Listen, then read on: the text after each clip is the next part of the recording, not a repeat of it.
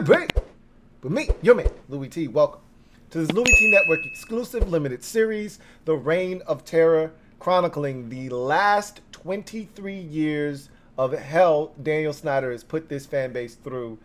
And we are now on chapter 12. And we've turned the decade to the 20-teens. It is 2010. And let's talk about how we got here and what the mood was like heading into the 2010 offseason. You just went through one of the lowest points in franchise history in 09. It was a joke of a season. Jim Zorn was a dead man walking probably after the first 2 or 3 games of the season. The second game of the season, when they won 9-7 over the Rams, pretty much was the beginning of the end of Jim Zorn's second year in Washington. And it was a disaster. The team quit. Zorn was in over his head. Snyder was making his life miserable, trying to force him to quit, which he was not going to do. They brought in the bingo caller. There was the swinging gate play. It was a mess, needless to say.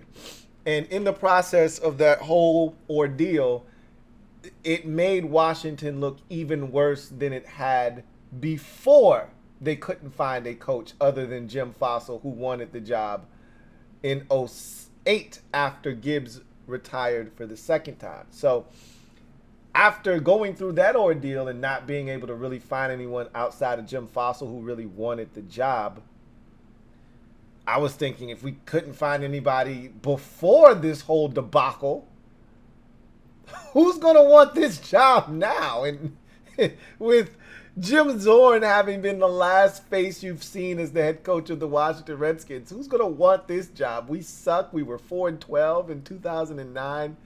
The team quit on him. Every time we were on primetime, we got embarrassed, whether you're getting shut out by the Cowboys at home on a Sunday night or you're getting embarrassed by the Giants at home on a Monday night. It didn't matter. We were a joke. And every single time, and I've got to give Snyder credit. You won't hear me say Snyder and credit in the same sentence very often, but I've got to give him credit for this, if nothing else. Every single time we thought we've hit rock bottom, there's no way he's going to find someone with any kind of coaching chops to take on this job, he pulls a rabbit out of his hat. After he botched the whole Marty situation,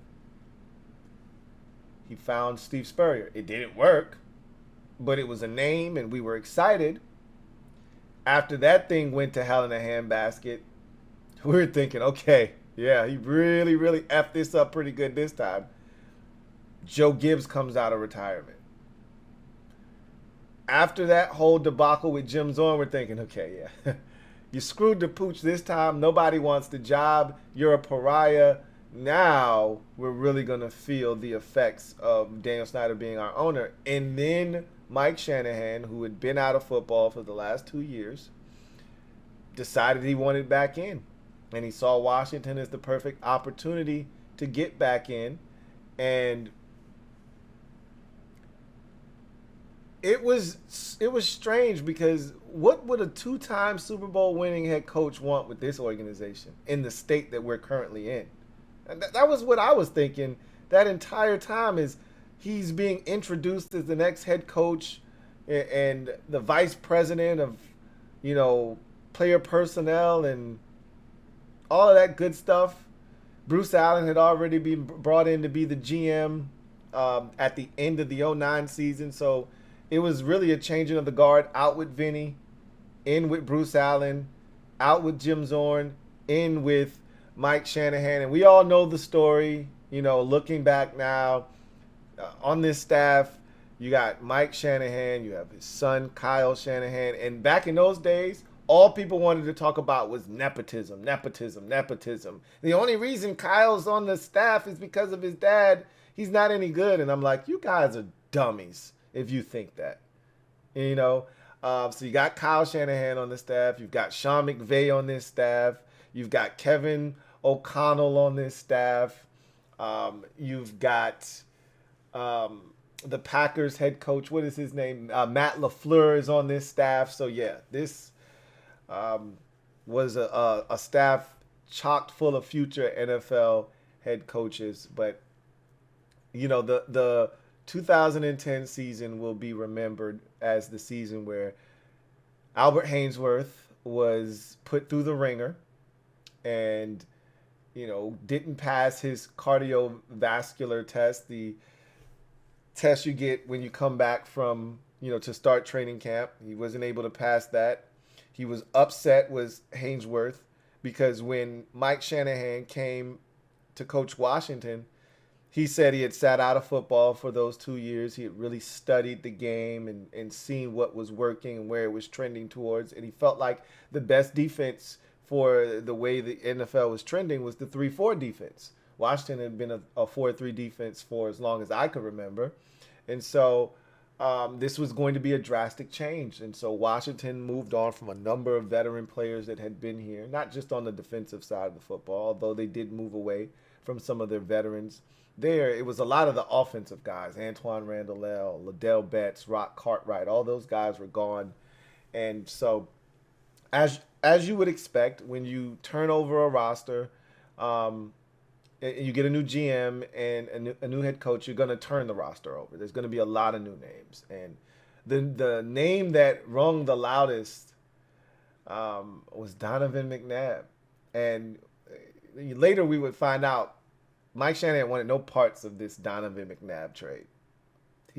He was perfectly fine rolling with John Beck and Rex Grossman, which we would get a nice dose of the next offseason. But he was perfectly fine rolling with those guys, kind of buying his time. He had a plan in mind. It ultimately didn't work out, but he had a plan. Anyway, Snyder forced the trade of McNabb. That was all Daniel Snyder and Bruce Allen's doing. And Shanahan pretty much had to go along with it. So they trade away a second rounder and a conditional third for Donovan McNabb. And you always have to be leery when a team inside your division is trading you a starting quarterback. Something's amiss there. Something's off. That was the year Vic came back with the Eagles and had a phenomenal year. And we'll get to the Monday Night Massacre and all of that good stuff. But McNabb comes on board. And I'm not going to lie to you. Most Redskins fans, including myself, were excited about McNabb. Like, you're a little torn because he's been a thorn in our side for many years. But you're excited about what McNabb can do. And I think what a lot of us did, I can't speak for anybody else. What I did personally was I looked at what Elway was able to do under the tutelage of Mike Shanahan, and I said, McNabb has a similar skill set. He's not John Elway by any stretch of the imagination, but he's mobile still at this age. And McNabb was getting up there in age. He had to be every bit of 33, 34 years old when he got to Washington, but he could still move. He still had the arm. I said, this could work. This could work. And he got a lot out of Elway and late in his career. This could work. So you look at the roster and I'm like, I don't know if this is going to work. I mean, the roster was trash. I'm not going to even front. So I talked about no more Liddell Betts and Rock Cartwright. So enter in Ryan Terrain and Keelan Williams. I mean, these are the guys that are. How about Roydell Williams at receiver? How about that? Try that name on for size. What about some Joey Galloway, some dirt old 45-year-old Joey Galloway? I'm over-exaggerating, but he was on the last legs of his NFL career. Yeah, he was here. Anthony Armstrong was one of your main receivers, along with Santana Moss. Devin Thomas' experiment was over. Malcolm Kelly's knees were about to fail him for good. So, yeah, it wasn't a lot to be excited about at the receiver position, neither at the running back position. Portis was on his last legs. Ryan Terrain was in. Keelan Williams, as I mentioned. So, not a lot to be excited about there. There was Brandon Banks. He was starting to come on as a return man. But, yeah, it was yucky, to say the least. Anyway,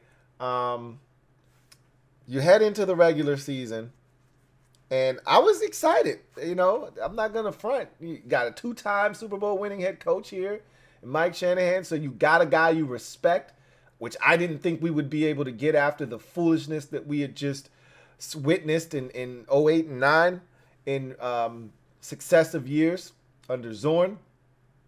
You got a quarterback that is well respected around the league and maybe still has something left in the tank in Donovan McNabb. You got a healthy Chris Cooley after an injury-plagued season in 09. You got Clinton Porter's back. You got Santana Moss. You still got the core group of guys, right, on offense. Let's see what you can do. Week 1, Dallas comes to town. Sunday Night Football. And you got a brand new kicker in Graham Gano. And, yeah, he misses a kick early. Close one, too. Then they muffed the snap on another kick. And you're letting Dallas hang around in a game that you're really dominating. And then Dallas did something really stupid. They gave us a gift. It's a 3-0 game going into halftime. I don't know what the hell they were doing. They were deep in their own territory. There was like 8 seconds left. What are you doing? Just take a knee, go to halftime, and let's play some ball in the second half. They snap it. Tony Romo laterals to Shard Choice, their running back. D'Angelo Hall strips him, picks it up, runs it in for a touchdown.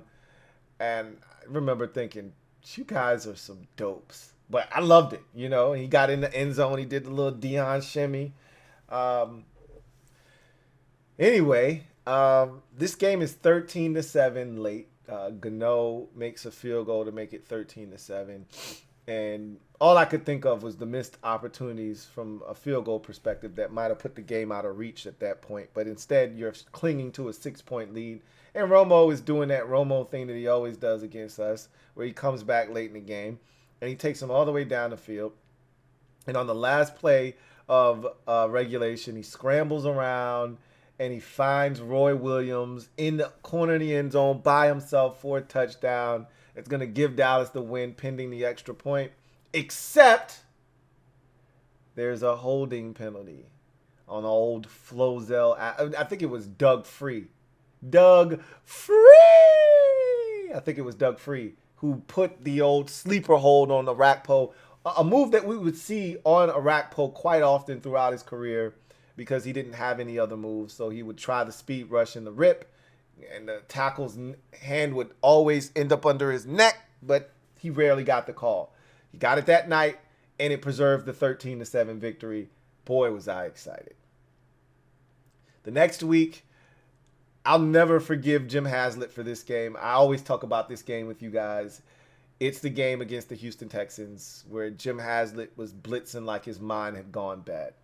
So McNabb is coming out and he is firing, man. McNabb is, I mean, this shit looked like it might work early on in that 2010 season. I'm not going to bullshit you. He came out firing in that week 2 game. He's going bootleg, hitting Chris Cooley for a touchdown. He's going up top. He's finding guys. They're running the shit out of that Shanahan system, that ZBS with the bootleg out the backside, and you're hitting the fullback and the running back and the tight ends. And, I mean, shit's flowing right now. And we're up 27-10 on the Texans, man. You look up, and everything's going in our favor. And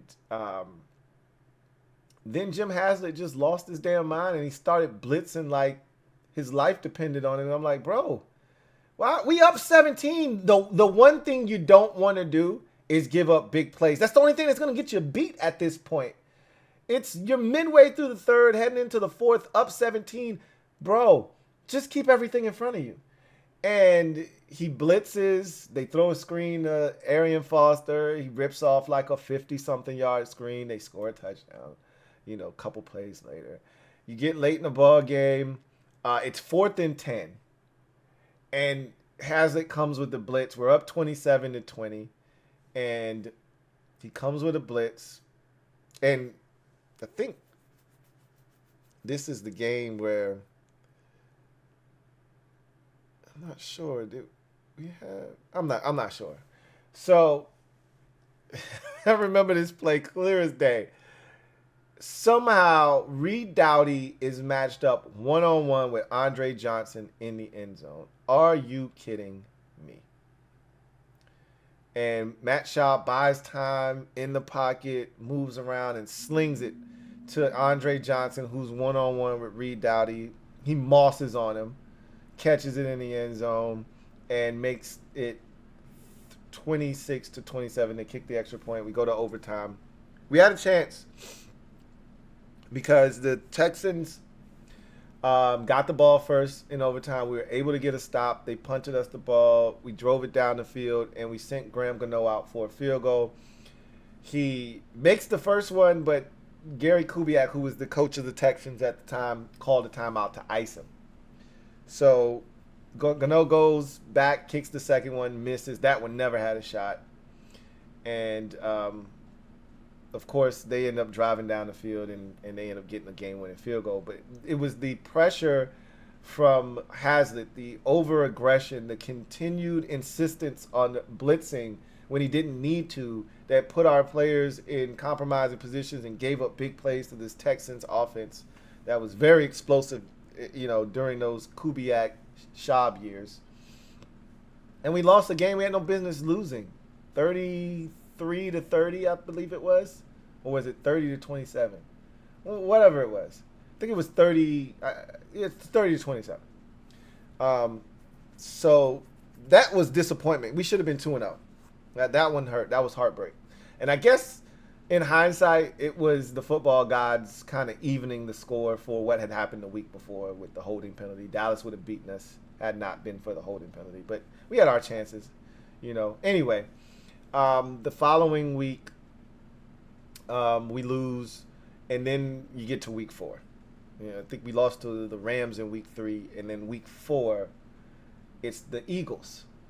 And it's Donovan McNabb's first game back in Philadelphia.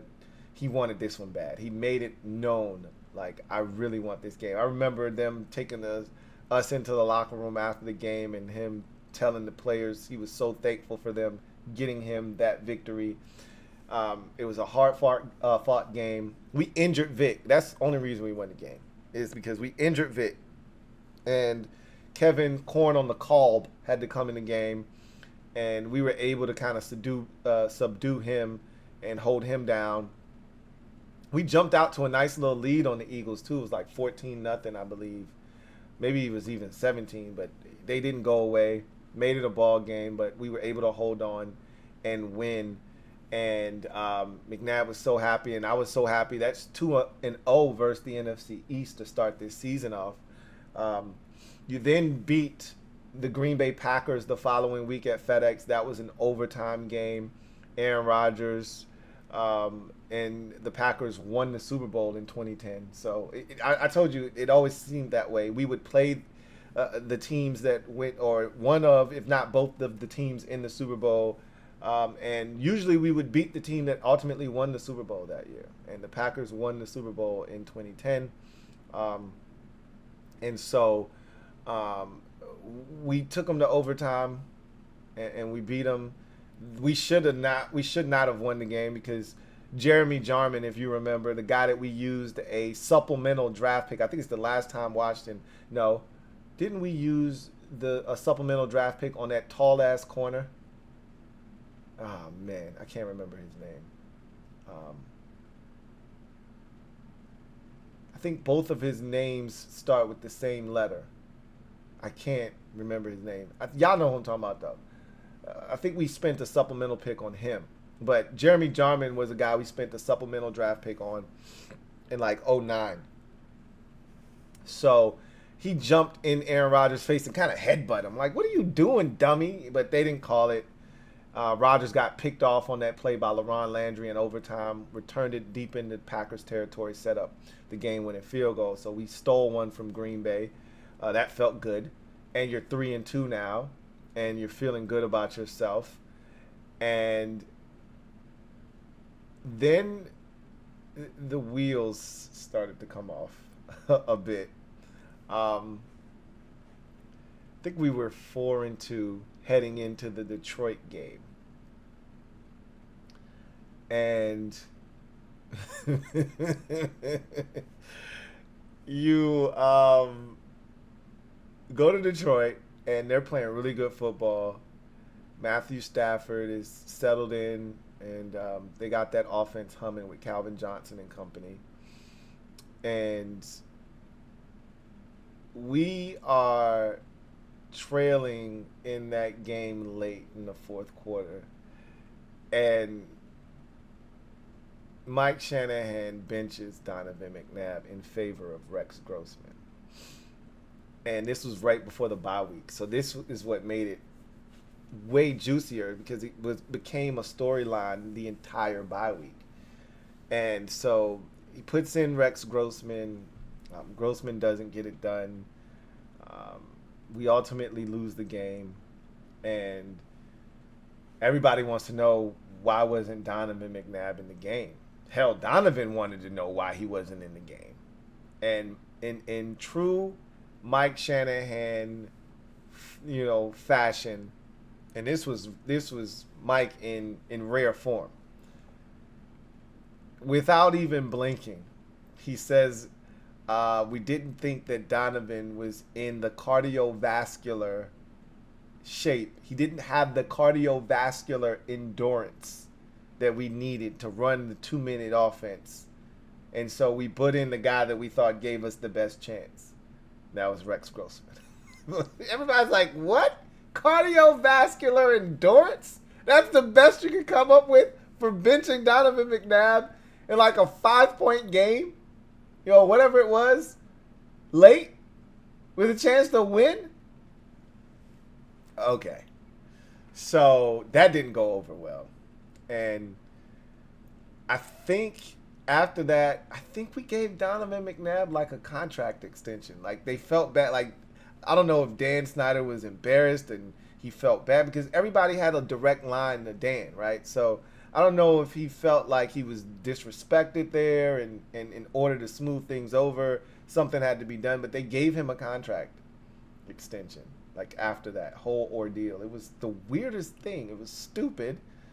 Mike admitted later on down the line that was bullshit. He wanted to go to Rex, and that was the way. But Mike, he was one of those guys that didn't tell the truth very often, and we learned that very quickly in Washington. If you wanted the truth, don't ask Mike because you weren't going to get it. Anyway, we went on a nasty skid. We couldn't beat anybody. And then it was the Monday Night Massacre. Oh my God! Was that a spanking or what? Wow. I just remember the first play of the game.